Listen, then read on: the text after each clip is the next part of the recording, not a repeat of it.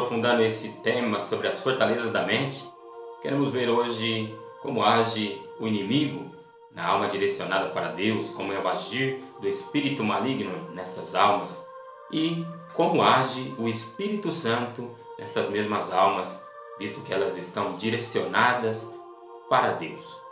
Então, se você não é inscrito ainda no nosso canal, se você está chegando agora, seja bem-vindo, se inscreva em nosso canal, deixe o seu like, compartilhe os nossos vídeos e seja você também um anunciador da misericórdia de Deus, um artífice da misericórdia. Então vamos juntos, fica conosco. Bem, como age então o inimigo na alma direcionada para Deus? Quem são essas pessoas? São aqueles que procuram intensamente, portanto, purificar-se dos seus pecados. Sabemos que todos nós somos pecadores, mas a diferença está justamente entre eu estou buscando me purificar dos meus pecados, eu busco a cada dia um crescimento, uma ascese espiritual, eu busco uma vida de santidade, eu procuro estar em contínua comunhão com Deus, viver em estado de graça, busco confessar os meus pecados sacramentalmente, regularmente, vivo uma vida de oração e adoração a Deus, de caridade aos irmãos, uma vida de comunhão com toda a igreja.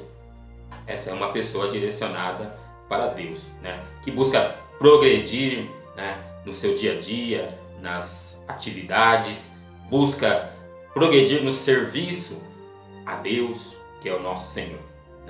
Então, nessas pessoas, o inimigo age de certa forma, especificamente colocando dúvidas. Então, ele age no pensamento. Nós vimos então anteriormente o agir do espírito maligno na alma direcionada para si mesmo e o agir do Espírito Santo na alma direcionada para si mesmo. E agora nós vamos ver o oposto. E nós vamos ver também que se inverte as formas de ação, nesse sentido.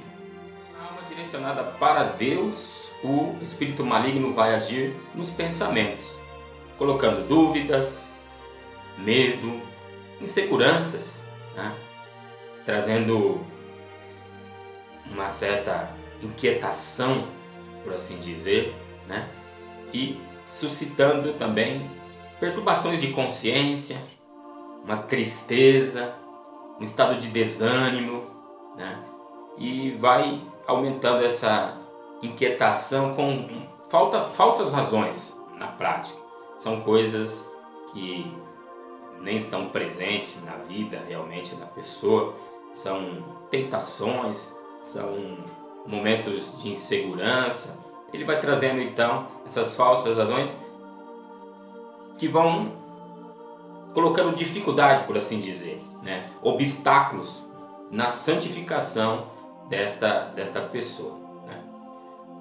Porém, ao contrário do espírito maligno, agora o Espírito Santo vai agir no sentimento. Nós vimos lá no primeiro momento que quando a pessoa está direcionada para si mesma, é o maligno que age no sentimento dela, levando ela a se acomodar naquela situação, indo buscando de pecado em pecado, aquela situação lá. E nós vimos que naquele caso, na pessoa direcionada para si mesmo, o Espírito Santo agia no pensamento, através da palavra, de uma leitura, como aconteceu com Santo Agostinho, desperta tu que dormes, é um impacto, porque a pessoa está tão adormecida, entorpecida pelo pecado, que ela não se abre para experimentar a alegria de Deus. Então o Espírito Santo vai na consciência, batendo levemente, eis que estou à porta e bato, quem abrir a sua porta e me deixar entrar, disse Jesus. É nesse sentido. Então a pessoa pode cair em si, como aconteceu com Santo Agostinho. Então, na alma direcionada para Deus, o Espírito Santo agora vai agir nos sentimentos. Para quê?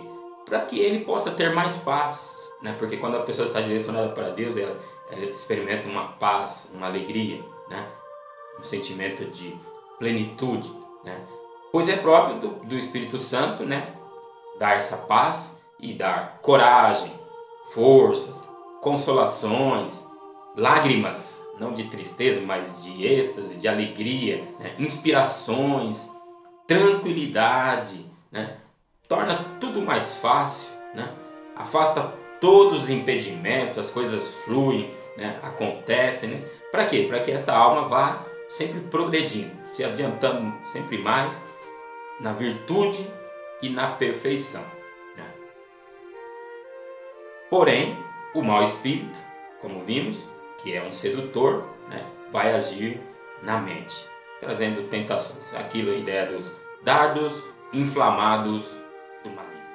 Bom, dito isso, é importante então agora trazer alguns aspectos de como é o agir desse espírito, né, na mente. Nós já vimos que ele traz medo, insegurança, inquietação, mas como vimos, ele é um sedutor. Então ele também procura ter alguns aspectos que ajudam na prática a gente discernir se estamos sendo seduzidos ali. É quando tiver um pensamento, seja esse de dúvida, de medo, de insegurança, de inquietação, né? E você é tentado também a não partilhar isso com as pessoas, não procurar um diretor espiritual, um conselheiro, alguém que espiritualmente pode te ajudar a entender o que está acontecendo. Vem a tentação de você vivenciar aquela situação toda sozinho, né? Porque da mesma forma que um homem corrupto, né, quando ele solicita por palavra, tentando seduzir uma jovem, ele vai querer que ela não fale com o seu pai, né? E da mesma forma, se ele tenta seduzir uma mulher casada, vai querer que ela não comente com seu esposo. Da mesma forma, o inimigo tenta também as almas direcionadas para Deus, né, que elas não compartilhem essa dificuldade que ela está vivendo, que vai ser momentâneo, que vai passar, e a coisa vai aprofundando sempre mais e mais. Por isso, os monges orientavam, né, e eram orientados pelos abades, que devemos, né, partilhar tudo, né, na orientação espiritual, colocar tudo o que acontece, até mesmo as tentações, as dificuldades, né. Depois podemos aprofundar sobre essa questão quando falarmos mais detalhadamente sobre o aconselhamento espiritual, a direção espiritual, a orientação espiritual, tá bem? Então, quando uma pessoa está nessa situação, ele é tentado a ficar também no silêncio, de não partilhar com ninguém a situação, né? Porque quando uma filha, uma esposa revela isso, claro que cai por terra o plano daquele sedutor. O inimigo sabe também que quando nós compartilhamos aquela situação que estamos vivendo, né, o empreendimento dele cai por terra, ele não vai poder levar a termo, né, aquilo que ele estava se propondo, né? Então ele é muito astuto, né, muito sedutor, né? E quando essa alma justa, direcionada para Deus, é tentada, ela é tentada também a guardar segredo, né? Então, por quê? Quando ela fala isso para um confessor, né, padre, né, uma pessoa espiritual, te ouve no aconselhamento, na direção, né?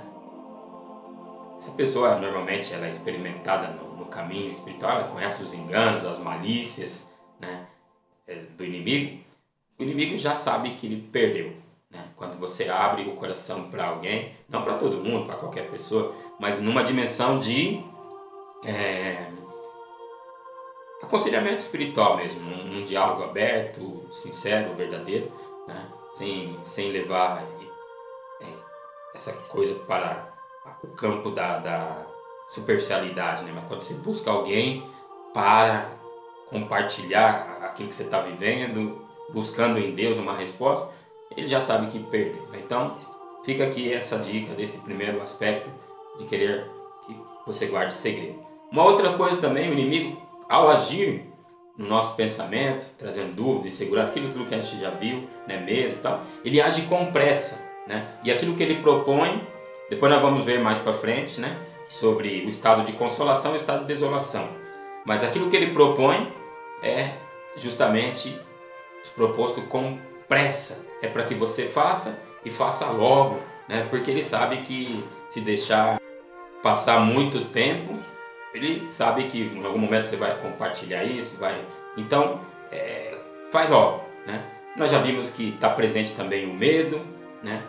Um outro aspecto é quando é um pensamento de tentação, né, que vem do inimigo, fica aquela preocupação, né? O que vão pensar de mim? né? Sempre termina aquele pensamento com a preocupação com o eu, né? Com o que pensarão de você. Então é uma forma de desconfiar deste pensamento.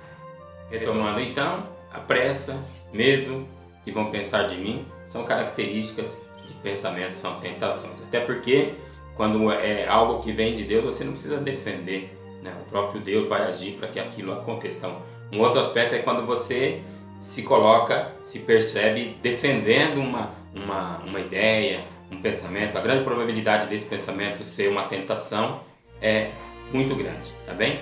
Então é isso aí. Agora temos elementos para discernimento dos espíritos, né? Para entender melhor o agir do espírito maligno, né? E repeli-lo. Louvado seja nosso Senhor Jesus Cristo. Para sempre seja louvado e amado.